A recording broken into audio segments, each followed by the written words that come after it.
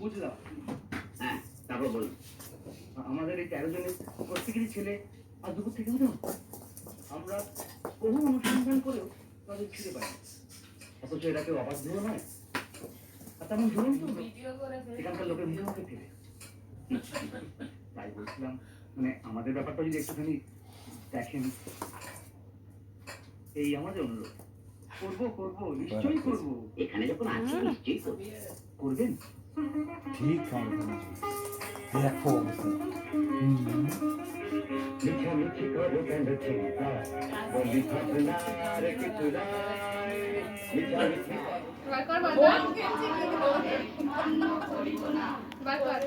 ঢুকে যাচ্ছে কোনো থেকে কামড়ে ধরে বের করে নিয়ে আস। তুই নিশ্চিত বের কর। আনন্দ করে দাদর বসীয় বিক্রম আরেকটিও নেই? বের করে দাও যে ঢুকে তারা হয় 11 নয় 13 প্রভু, আমার ভুল হতেই পারে না। তাহলে আমি নিশ্চিন্ত। কেন? আরে ছেলেটা চিন্তা ছিল আপনার। বের কর। সে কথা তোকে বলতে হবে। তুই কি আমার বয়স্য না ভৃত্য?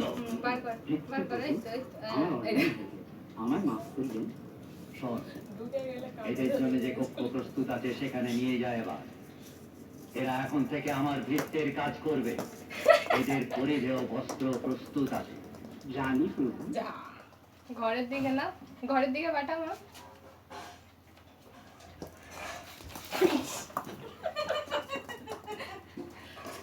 আসুন আসুন। দে দে বার করে দে। আরে বাড়ি করা ওখানে জানিয়ে ঘর ওই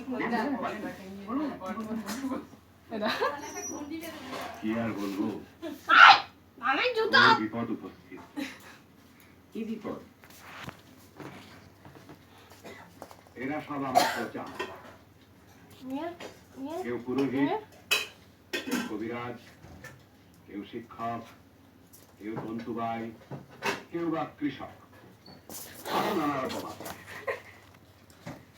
প্রদীপ, মহারাজ, তুমি বলো না তোমাদের বিপদের কথা। এদিকে দাও কাছে এসো। নিয়ে আয়। কই? তোমার কাছেই গেছে ওদিকে কোথাও। প্রদীপের একটা পাঠশালা আছে। ও, হ্যাঁ বলুন। এ এক আশ্চর্য ব্যাপার।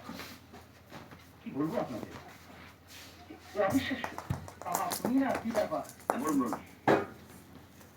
আমাদের প্রত্যেকেরই একটি করে ছেলে আছে।